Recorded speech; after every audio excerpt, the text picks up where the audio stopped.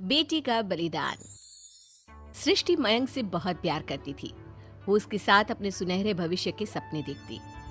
लेकिन जब ये बात उसके माता पिता को पता चलती है, सृष्टि, तुम घर वापस आ जाओ, कोई जरूरी काम है। पर माँ, कल मेरा ऑफिस है, मुझे छुट्टियों के लिए अप्लाई करना होगा। नहीं, इतना वक्त नहीं है, बस तुम आ जाओ जल्दी से। सृष्टि घर आती है तो पहले से ही कुछ लोग घर में बैठे होते हैं। वो लोग सृष्टि को देखने आए होते हैं। उसी में एक लड़का भी होता है, साहिल। मुझे सृष्टि पसंद है, मैं शादी के लिए हाँ करता हूँ। लेकिन माँ, आप तो जानती है कि... अरे चुप, कुछ मत बोल। सभी सृष्टि को चुन्नी चढ़ाकर चले जाते हैं। माँ, मैं किसी और से प्यार करती हूँ। मयंक काफी पैसे वाले घर का लड़का है। आपको पता है, हमारे पूरे ऑफिस का मालिक भी वही है।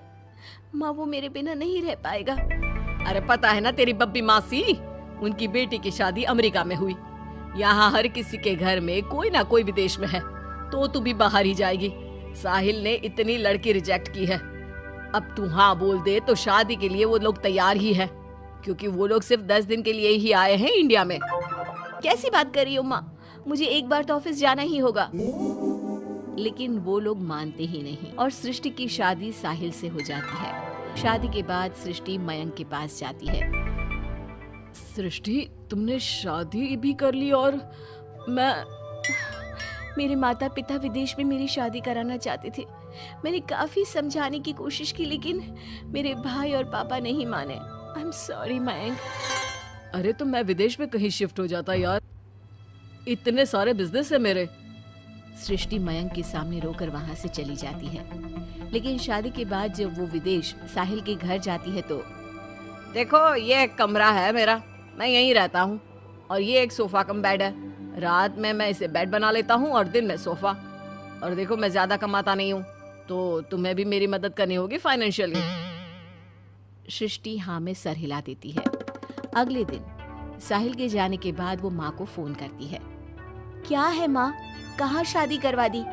एक तो कोई चेहरा यहाँ अपना सा नहीं दिखता, ऊपर से ये घर। विदेश के नाम पर क्या कर दिया आपने माँ? साहिल यहाँ सेटल भी नहीं है। मयंक के तो कितने बिजनेस थे, आलीशान बंगला, नौकर चाकर। यहाँ तो मैं खुद नौकर बनकर रह गई हूँ। ये क्या किया माँ आपने? अरे क्या बताऊं बेटी, तेरे पिता ने जो कहा मैंने वही किया। अब जो कुछ भी है वो तेरी किस्मत है भाई, जैसी भी है। वहीं सृष्टि का भाई सारंग एक लड़की से प्यार करता है। माँ, मैंने शादी कर ली है निशा से। क्या? शादी कर ली? और वो भी निशा से? अरे उसके माँ बाप तो नहीं मान रहे थे ना। भाग्य की है माँ, अब वो अपने घर में और मैं अपने घर में। और कैसी बात कर रहा है? उसके पिता तो बड़े कमिश्नर है, उठाकर जेल में डाल देंगे तुझे। तभी तो किया है पापा। और ऐसे कैसे डाल देंगे जेल में? लड़की उनकी भी बालिग है। अरे पर बेटा, वो लड़की ठीक नहीं है। देखो, किसी लड़की के बारे में ये बात मत बोलो। तुम्हारा लड़का ठीक है क्या? काश मैंने सृष्टि की शादी भी उसकी पसंद से की होती, तो आज मुझे इतना रोना तो ना आता। अरे माँ, तुम उसकी बात पर मत आया करो ना। विदेश में है, जहाँ लोग जाने के लिए मरते हैं। हाँ, लेकिन छोड़ो और ये बताओ कि बहू को घर कैसे लाया जाए। सभी मिलजुल कर फैसला करते हैं कि वो लोग सारंग की बीवी यानी कि अपनी बहू के घर जाएंगे। सारंग, माँ और पिता वहाँ जाते हैं, जहाँ पर... बहन जी, अब तो बच्चों ने शादी कर ली है, तो आप लोगों का भी आशीर्वाद मिल जाता तो... पता चला हम लोगों को भी। देखिए, मुश्किल है कि हम उसे आप लोगों के घर भेजें। हैं? ऐसे कैसे मुश्किल है? और क्यों नहीं भेजेंगे? बीवी है वो मेरी, भेजना तो पड़ेगा ही। लड़के को बहला फुसला कर भगाने के आरोप में अंदर कर दे क्या? अरे देखिए साहब, इतना कानून तो हमें भी आता है। आपकी लड़की कोई नाबालिग नहीं है। तभी वहाँ निशा आ जाती है। रुकिए मम्मी पापा, सारंग में कोई कमी नहीं है। हम लोग इसे कोई बिजनेस खुलवा देंगे ना। देखो, एक बात बता देती हूँ, मुझे तुम्हारे घर नहीं जाना। अरे ऐसी कैसी बात कर रही हो? हम लोगों ने शादी की है, पति पत्नी है हम दोनों, और क्यों नहीं जाना? तो फिर शादी क्यों की? शादी इसलिए की क्योंकि तुम मुझे अच्छे लगे, लेकिन इतना बड़ा घर शान और शौकत छोड़कर तुम्हारे साथ आने के लिए मैं रेडी नहीं हूँ। एक तो तुम्हारा घर जिस मोहल्ले में है वो मोहल्ला बहुत खराब है, वहीं से शायद हमारी काम वाली भी आती है ना माँ?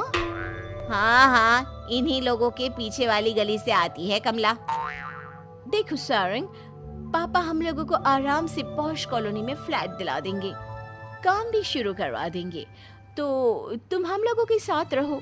रही बात माँ पापा की तुम्हारे, तो रोका किसने है? साल में होली दिवाली मनाने हम जाया करेंगे ना उनके घर। सारंग अपने माँ पापा से कहता है, माँ मुझे निशा की बात ठीक लग रही है, वैसे भी आप लोगों के साथ तो पूरी लाइफ स्ट्रगल ही करता रहूंगा। अरे कैसी बात कर रहे हो सारंग, हम लोग यहाँ बहू लेने आए थे, बेटा देने नहीं।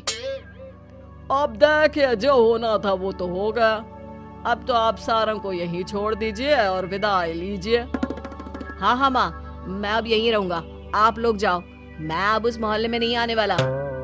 सारंग के माता पिता वहां से चले जाते हैं। अब जब भी माँ सारंग को फोन करती तो या तो वो फोन काट देता या उठाता ही नहीं। एक बार सारंग के माता पिता काफी बीमार होते हैं कि तभी उन लोगों के पास सृष्टि का फोन आता है। कैसी हो माँ? तबीयत ठीक नहीं लग रही है, तुम्हें और पापा को कुछ हुआ है क्या? अरे बेटा 2 दिन हो गए हम लोग कमरे में बंद है, कोई डॉक्टर के पास ले जाने वाला तक नहीं है। हाँ माँ, मैंने सारंग को फोन किया था लेकिन उसने कहा। अरे वो तो बात तक नहीं करता, पैसे वाला हो गया है ना। रुको माँ, मैं कुछ करती हूँ, आप दोनों तैयार हो जाओ। थोड़ी ही देर में उन लोगों की डोरबेल बजती है। माँ दरवाजा खुलती है तो सामने एक हैंडसम सा लड़का लंबी कार लेकर खड़ा होता है। मयंक हो ना तुम बेटा? मयंक उन दोनों के पैर छूता है और डॉक्टर के पास ले जाता है। डॉक्टर, मैं आप लोगों को अंकल आंटी के घर का पता दे दूंगा, आप इन लोगों के घर हफ्ते में एक बार जाकर रूटीन चेकअप कराना। जी जी मयंक जी, जैसा आप कहें, आखिर ये अस्पताल आप ही का तो है। मयंक का रुतबा देखकर माँ बाप को अफसोस होता है कि क्यों उन लोगों ने विदेश के नाम पर बेटी को बाहर भेज दिया, लेकिन बेटी ने भी उनका मान रखा। चाहती तो निशा की तरह भागकर वो भी शादी कर सकती थी। क्या सोच रहे हैं आप लोग? चलिए मैं आप लोगों को घर छोड़ देता हूँ। और हाँ, मैं और सृष्टि आज भी अच्छे दोस्त हैं, तो आप लोगों को कोई भी समस्या हो तो फोन कर दीजिएगा।